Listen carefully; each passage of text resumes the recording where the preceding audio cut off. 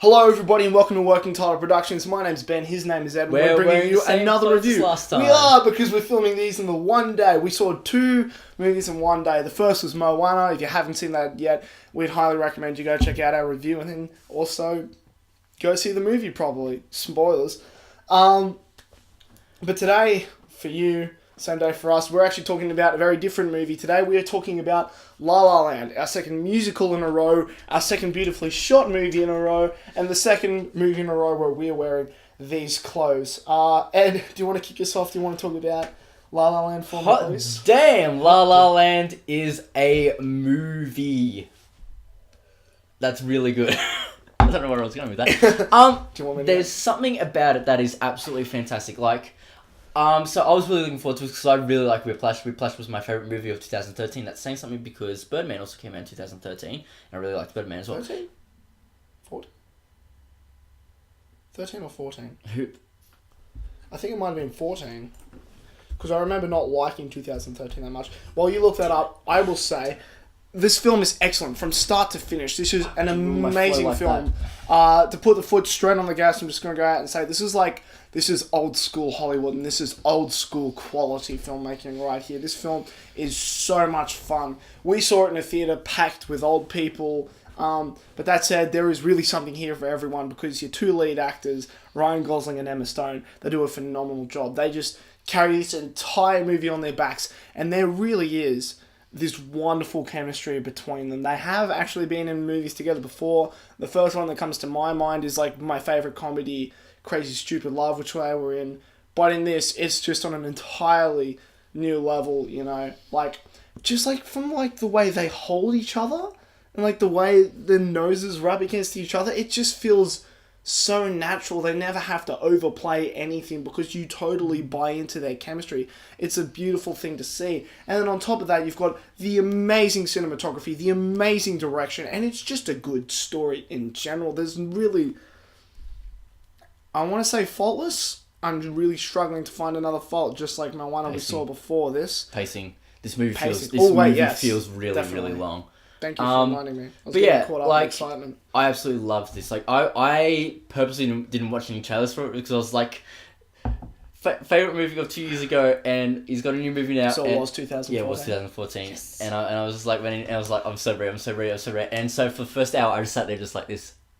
I had the biggest grin on my face for at least an hour and a half of that movie, and then it got serious, and then I was just absolutely invigorated by oh man. Normally we sit back watching movies. We're usually leaning up in our chairs. Sometimes with feet up like this.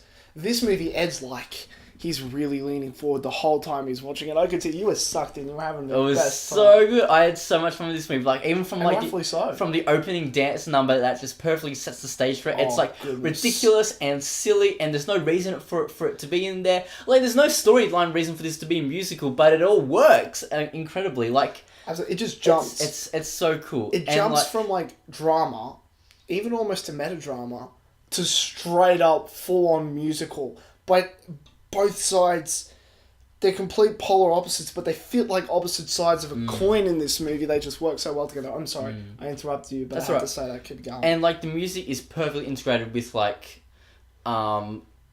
it flows perfectly into musical sections from just scenes. It's really, really well done. It's just really cool because the melodies from the songs that they sing to each other are themes for them and things like that. They sing different songs different times and they're repeated and they're motifs, and it's really, really well done, and I think it's super cool. And Emma Stone and Ryan Gosling aren't singers. It's not like you get into this movie and they're they're secretly both amazing singers. They're good, but they're not amazing singers. They're just I actually thought they were amazing. To me, they were currently good singers. Ryan Gosling. You see more musicals. Ryan Gosling, especially, because take his word for it. Ryan Gosling, especially, was kind of I'm just singing in this movie. It's not like they're trained singers singing like they're in a Broadway musical. No.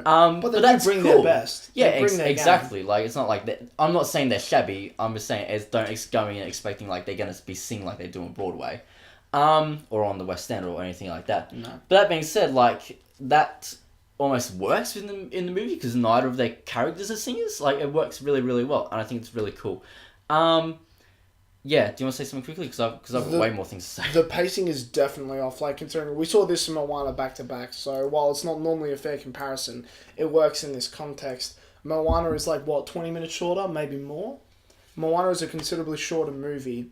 Moana, like, I had no concept of how much time had passed while watching Moana. I just watched a movie. It was perfect. Watching La La Land, I found myself ting, how has this got to go? Wait, is this a 2.5-hour movie or a 3-hour movie? I forget. Yeah, La La Land almost felt an hour longer than Moana did. But it's not physically an hour longer. So it's certainly... I'm not going to say the pacing is bad, but the pacing is slow. Just slow physically. Yeah. It takes a while to simmer up.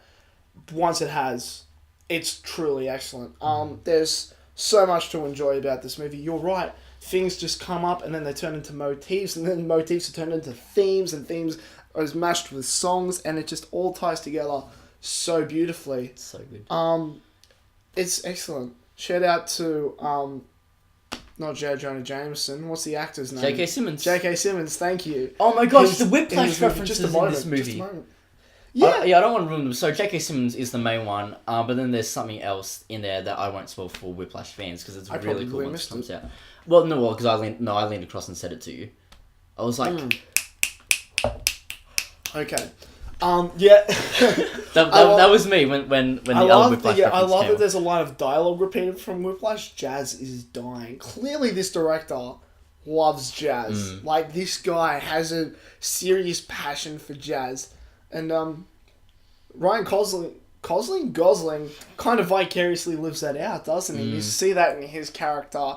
Emma Stone is this aspiring actress, and between the two of them, it really explores the hopes and dreams of anybody living in LA, and whether or not they're really living or if they're just damn fools who need to grow up with the rest of us. And the film raises these questions, discusses them really well, and then it just kind of leaves you to figure out your own answers. It's really interesting. While telling its own story about these two people. I'm going to be thinking about this movie for a really, really long time. Like, it's cool because, like, when we meet these characters, they both have things to learn, and you feel like that they can learn those things from each other. But then when they do learn those things from each other, it's still not perfect. It doesn't fall into our trap of like, oh, now that they're together, everything's perfect. There is still things that they take too far, and that's like...